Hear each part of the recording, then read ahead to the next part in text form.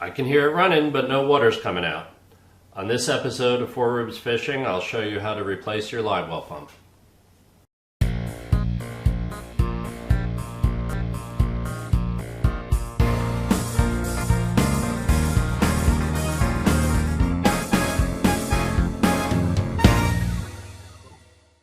Okay, once again I'm in the bilge of the boat and I am out of water today, so there's no real need to close this inlet, but you're probably in the water, so I'm just going to close it as if I were to.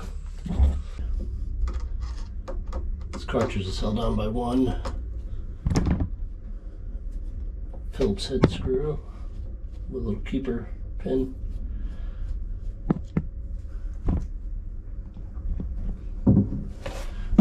Take that screw off, and this little keeper is going to come off with it.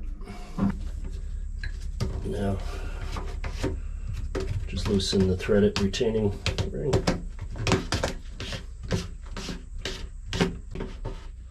Dark colored random diamond. So the impeller seems to be okay. I'm gonna turn it on real quick. Make sure she's spinning. So this pump seems to be spinning, and my first thoughts are that there's probably a clog in the line. So in the video here, you're going to see me move on to flushing out those lines and try to free up any clog. In hindsight, I probably should have taken the other pump off first and compared the RPMs, and I would have noticed that this pump is turning at a much slower rate than the starboard side, and it is basically shot. So I wasn't 100% sure that the pump was bad yet, so I decided to do a swap. I removed the starboard pump, which I knew was working fine, and I brought that over and installed the cartridge into the housing on the port side. And as you could see, I flipped the switch and I get adequate water flow. Now I'm 100% sure that that port pump isn't operating at the proper RPM, and I feel good about ordering a new one. Here's my new live well pump. It's a direct replacement for the one I had before, and you can see there a 2-year warranty. I guess I should be happy. Mine lasted 3. So let's move on to replacing it. Okay, the tools you're going to need for this job: a pair of wire cutters, needle nose pliers, small screwdriver, Sharpie, Phillips head screwdriver, and these are Deutsche crimpers, Deutsche plug connectors, and assorted Deutsche plug terminal ends. And here I have the old pump, which is not doing anything anymore. What I'm going to do here is I'm going to mark the side that's the black wire. I'm going to do that with my Sharpie. Black, the other one's brown. So there's a little green retaining clip in there, and I'm going to use my very small flathead screwdriver to put it in the slot, and with a little sideward pressure and then pull up, and you'll be able to take that retaining clip out. Set that aside, you're going to need that again. And then you're left with the 2 terminal ends. Push them up, and you'll be able to pull them out.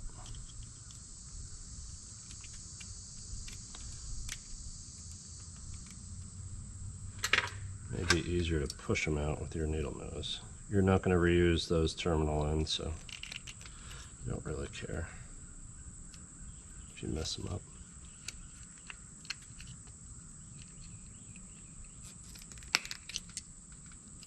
There's one. Heard a little click.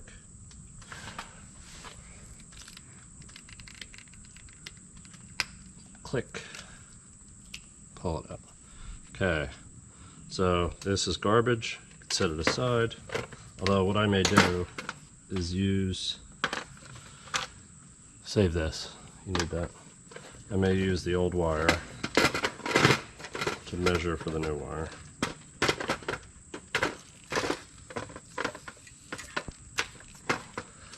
They had way too much wire on this. I don't know why the factory put so much on there. I'm going to go a little shorter than what they had. Really don't need it. forgot, you also need a pair of wire strippers. Right. So I have my wire on the inside the terminal. I'm going to push the whole mess up into the crimping tool until it bottoms out. Don't expect the point to come all the way through, it won't.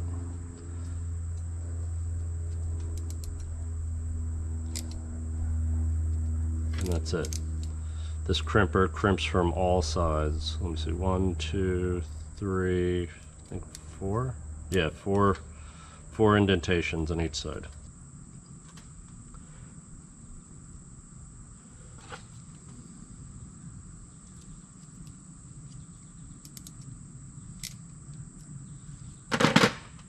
Okay. Then we go back to our plug, and then I'm going to put the black wire in first. Now, this had a little cover we could have taken off, but oh well. I'm going to push this all the way until it clicks. And I heard it.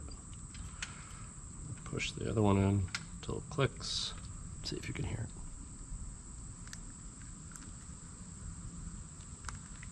Oh, that one I felt, but I didn't hear. Okay. Now when the plugs are in there, we're going to press them all the way up against the slot. I'm sorry, opposite of the slot. Because we're going to put this retaining clip back in.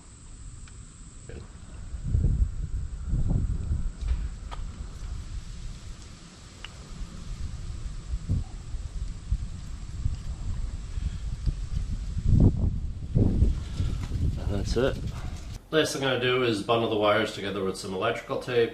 Every 8 to 10 inches will do.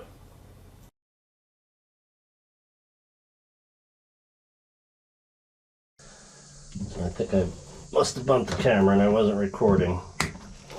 But I've inserted the new cartridge into the old housing, tightened down the retaining clip, or the retaining ring. I put in the little retaining ring keeper on the back side here, and then I've put wire ties all over the place to secure my wire, and right now I'm just going through and trimming those back. Okay, the last thing to do is to then open your valve back up, your seacock, before you turn the pump on. If you had any problems with this seal here, you would see it now.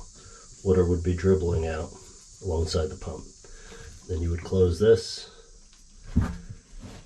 take it back apart, and see what's wrong. There's an O-ring in here. Maybe the O-ring's not seated in the slot is the likely scenario.